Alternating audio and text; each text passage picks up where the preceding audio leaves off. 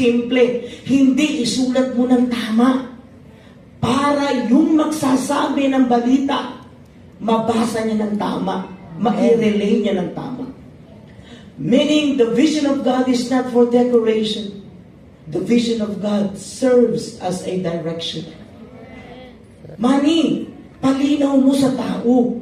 Kasi bakit? Para hindi maging decoration ito, no? Upang ang tao ay makatakbo maayos. Mapaliwanag nila ng malabnaw, hindi ng maayos. Kaya huwag tayong sumaya na, gusto ko itong church na to kasi okay sila, hindi pinapagalitan ang tao, mabait sila, kahit na galit si Pablo sa Galacia, pero pag sila ang nagkikwento, parang ang bait pa rin ni Pablo sa Galacia. Hindi po tayo ganon.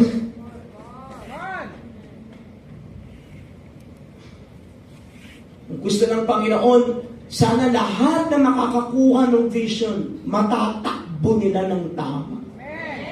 So the word is run. The word run in Hebrew is roots. Or ruts, or roots. Means to hurry, madaliin niya, to move swiftly, bilisan niya, and to act urgent, comfortable, or more committed. Nung niyakap po itong ministro na to, naging komportable ba sa iyo? Wala na ka naging committed sa Panginoon.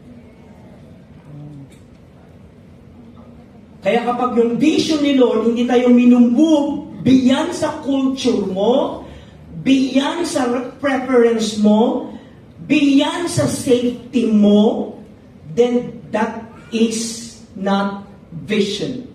And it is not mission. Sa mga mag-aasawa, what if you will decide to make your marriage missional? I will be married to a person who serve God. Hindi, I want to be married with a person na pareho kami ng ganito. Yun yung mga marriage na magpo-fall at magpe-fail.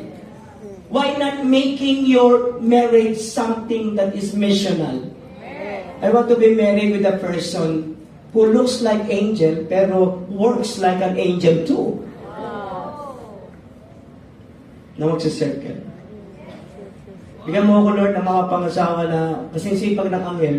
Huwag ka naman mag-asawa ng anghel kasi ang sarap mag-asawa ng anghel kasi walang pabasahe yun.